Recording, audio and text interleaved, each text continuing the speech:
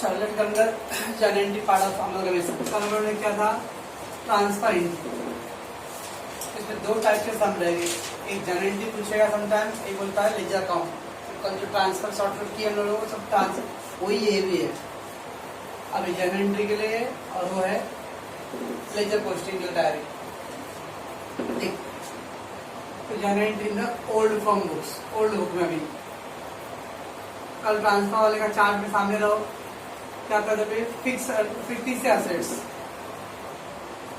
50 से असेट तो लिखा था मैंने capital account debit side, old partner old ratio, capital account debit side, old partner old ratio. तो एंट्री हो जाएगा कैपिटल अकाउंट डेबिट टू 50 से assets, capital account debit to 50 से असेट। 50 से असेट को कहाँ ट्रांसफर होते हैं, कैपिटल फंड में। तो कैपिटल अकाउंट डेबिट टू 50 से assets, old partner old ratio.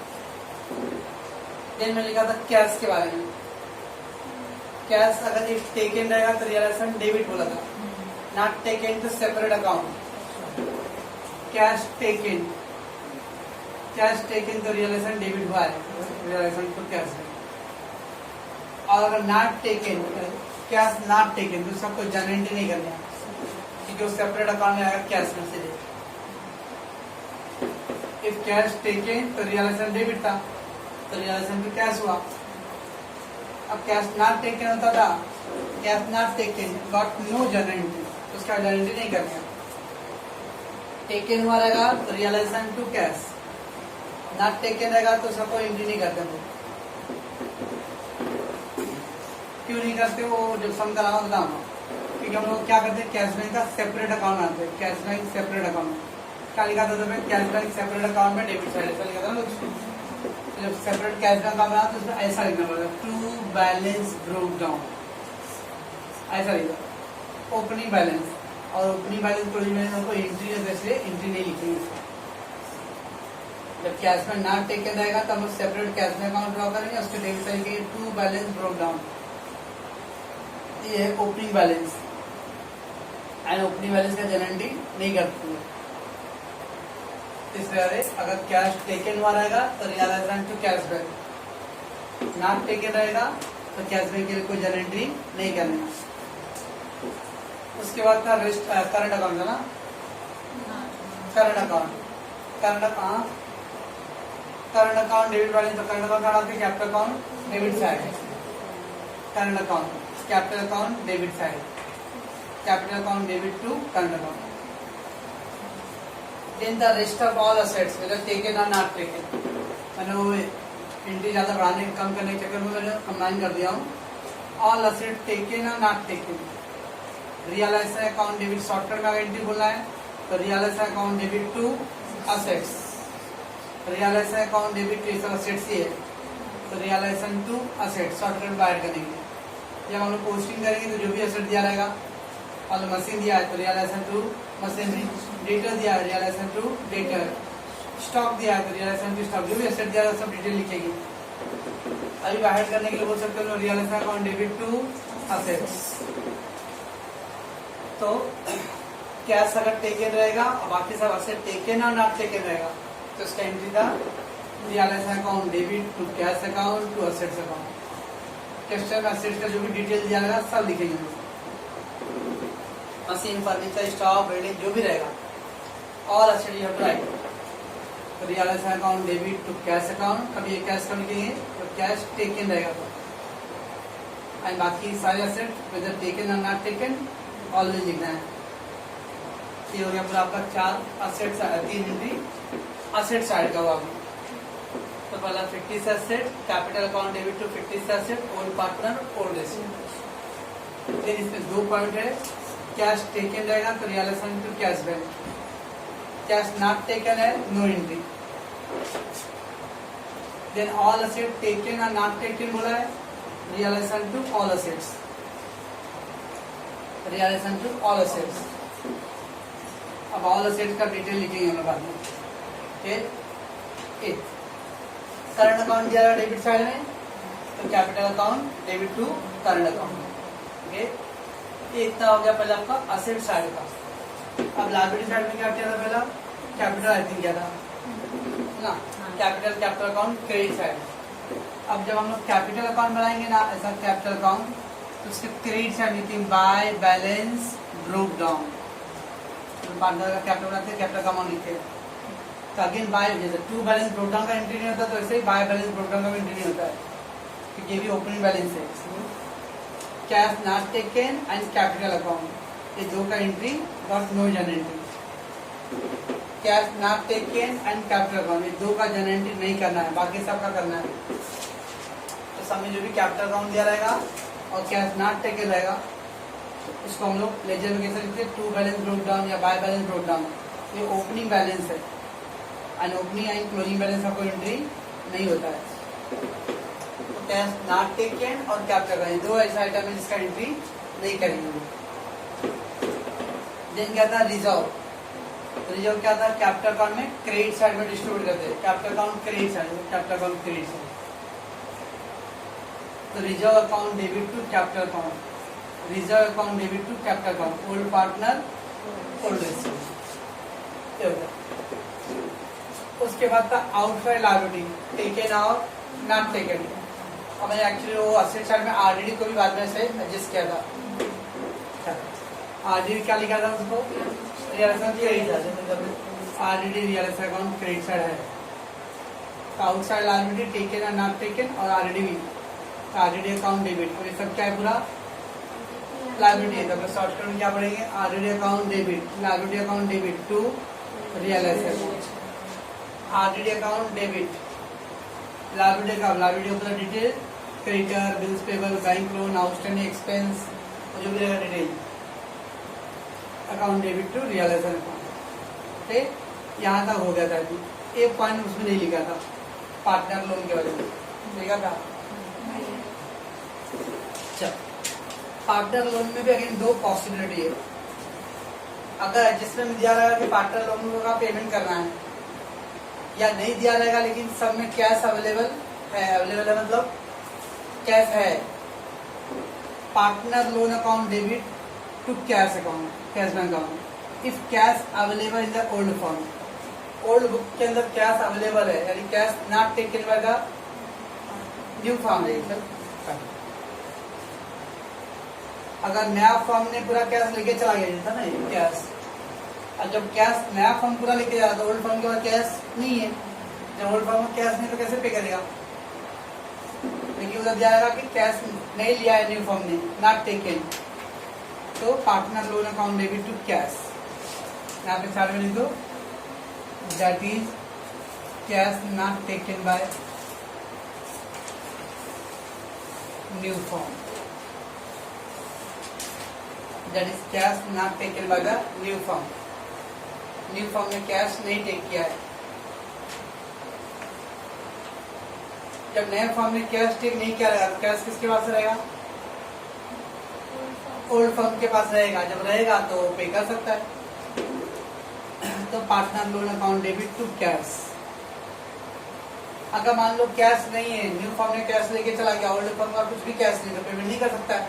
तो नहीं कर सकता तो क्या करने का, partner loan account debit partner capital है, उसको कैपिटल अकाउंट में ट्रांसफर करेंगे। तो पार्टनर लोन का दो पॉसिबिलिटी है, कैश रहेगा तो पेमेंट करेंगे, एंट्री क्या आएगा, partner loan to cash bank. Cash नहीं है तो पेमेंट नहीं करेंगे, डायरेक्ट कहाँ डालेंगे, कैपिटल अकाउंट में डालेंगे। तो कैपिटल अकाउंट में क्या आएगा, partner loan account debit to partner capital account.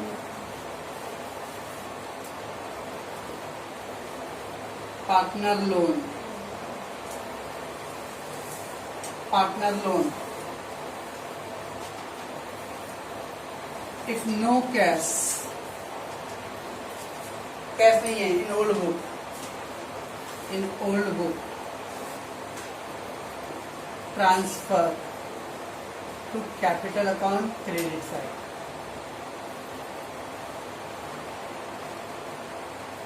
अगर कैश अवेलेबल नहीं है तो क्या करेंगे, उसको हम लोग कैपिटल अकाउंट में क्रेडिट साइड ट्रांसफर करेंगे। If cash available given in old book,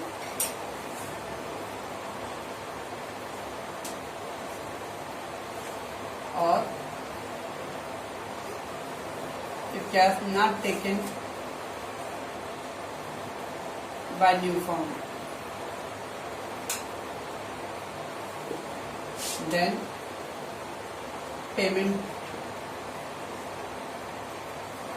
to loan.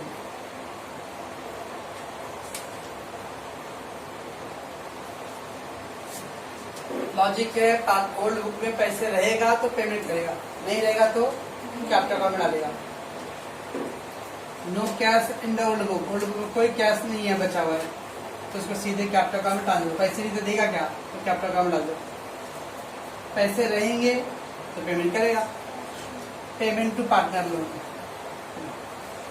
तो एंट्री वाइज अगर पेमेंट क्या एंट्री आएगा, partner loan to cash. Payment नहीं किया तो क्या एंट्री आएगा, partner loan to partner capital. और पूरे ओल्ड बुक में से खाली 2 आइटम का जर्नल एंट्री नहीं करेंगे, एक कैश नॉट टेकन का और दूसरा कैपिटल का. ठीक है, ये तो आपका ट्रांसफर एंट्री का journal entry.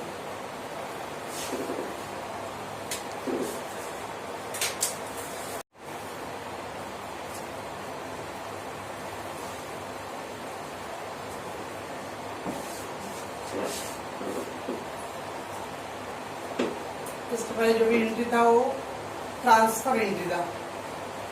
Now the entries for adjustment जो रहेगा उसके लिए एंट्री तो क्या रहेगा, असेट्स टेकन बाय पार्टनर. मान लो कोई असेट्स न्यू बिजनेस नहीं ले रहा है तो asset taken by the partner.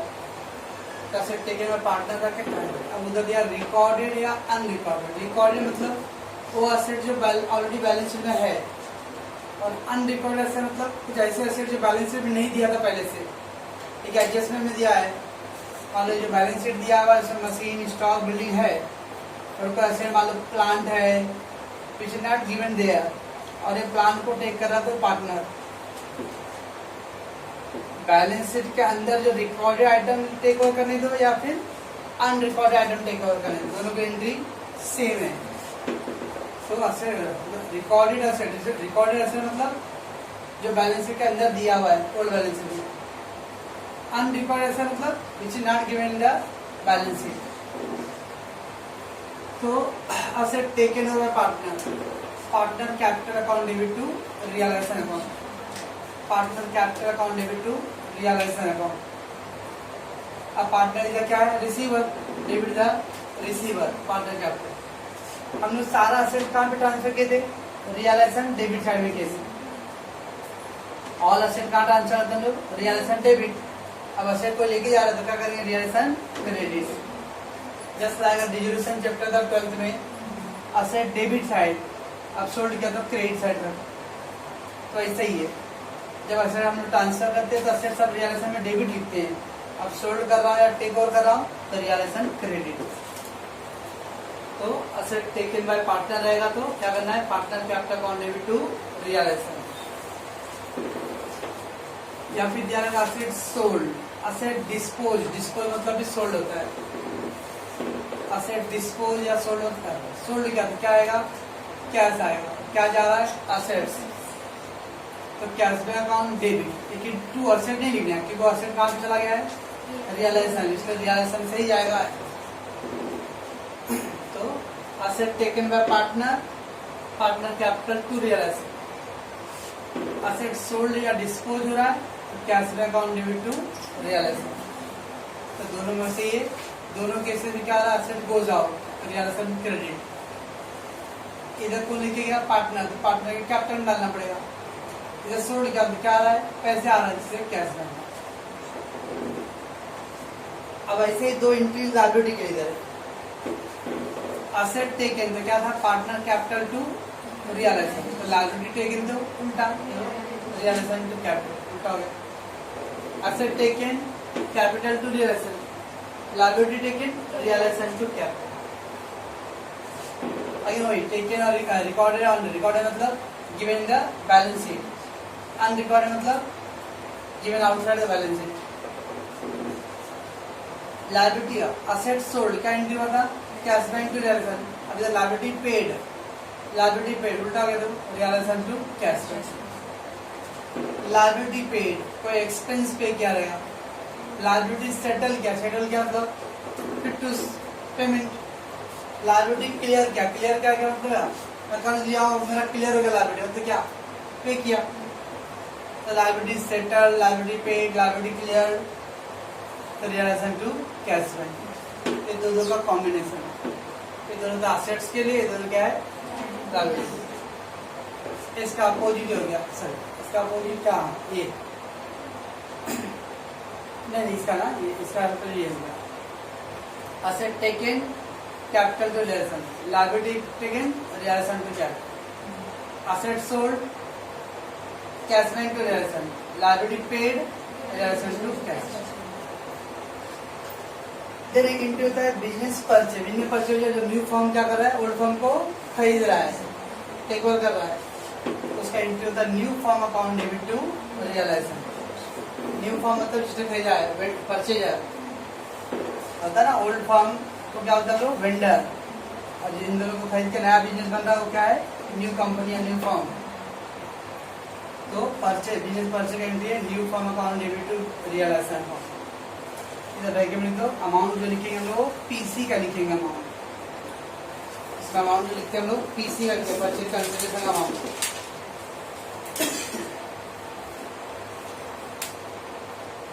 New firm account debit to realisation account.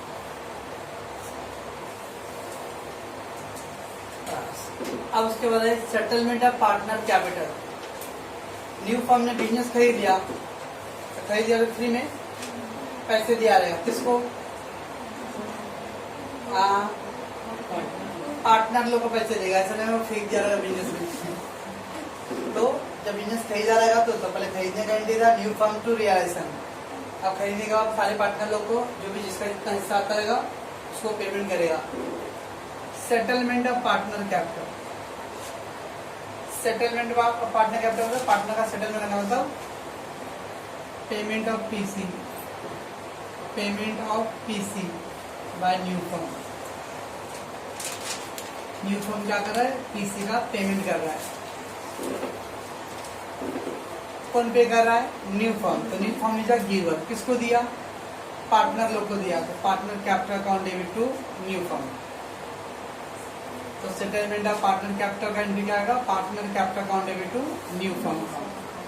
तो इसमें न्यू फर्म का दो एंट्री आ रहा है खाली, एक बिजनेस परचेज के टाइम आएगा न्यू फर्म टू रियलाइजेशन, अब बाद में जब उसका पेमेंट करेगा that is settlement of partner capital, partner capital to new firm.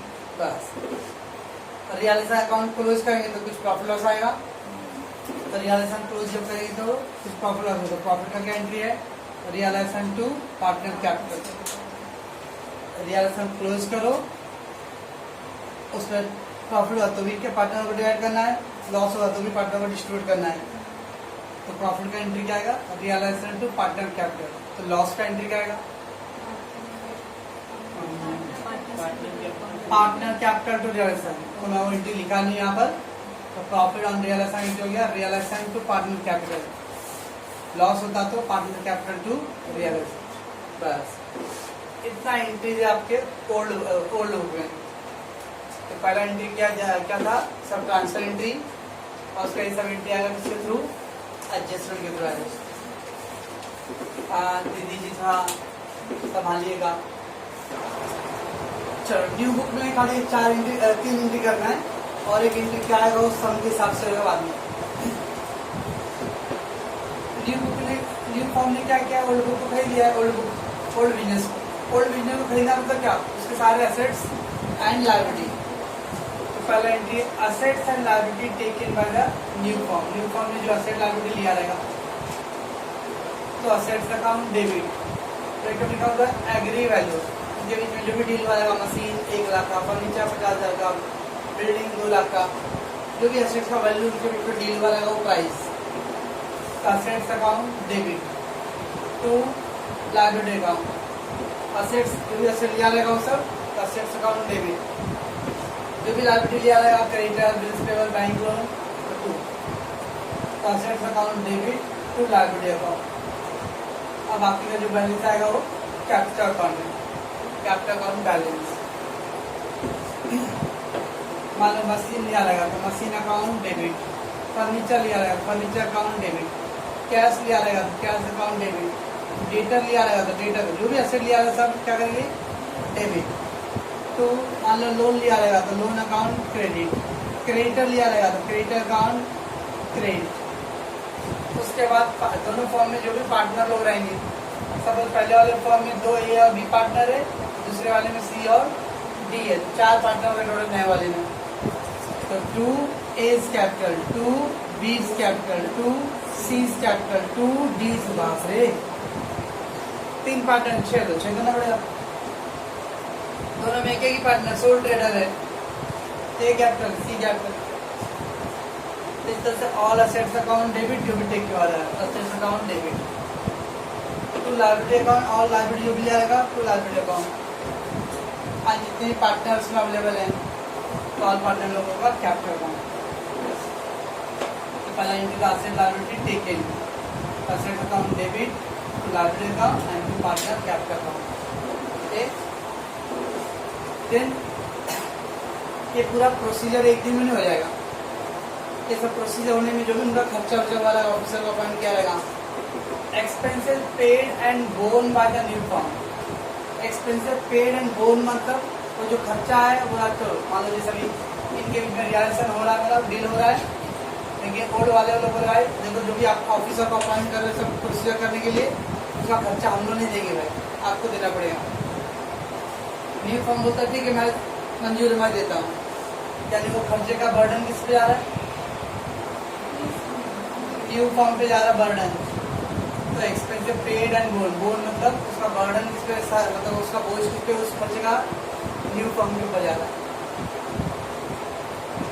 जो भी प्रोसीजर आएगा उस प्रोसीजर में फ्री में ऐसे नहीं हो जाता है, तो प्रोसीजर करने के लिए ऑफिसर को अपॉइंट करना पड़ता है। और जो भी डील हुआ रहेगा उसके बीच में जो भी ऑफिसर का काम है उसका जो खर्चा रहेगा वो खर्चा समटाइम ओल्ड पार्टनर भरता है, समटाइम न्यू बिजनेस भरेगा। अगर एक्सपेंसिव नया पेमेंट नया फर्म दे रहा है तो इंडिया आएगा goodwill account debit to cash में।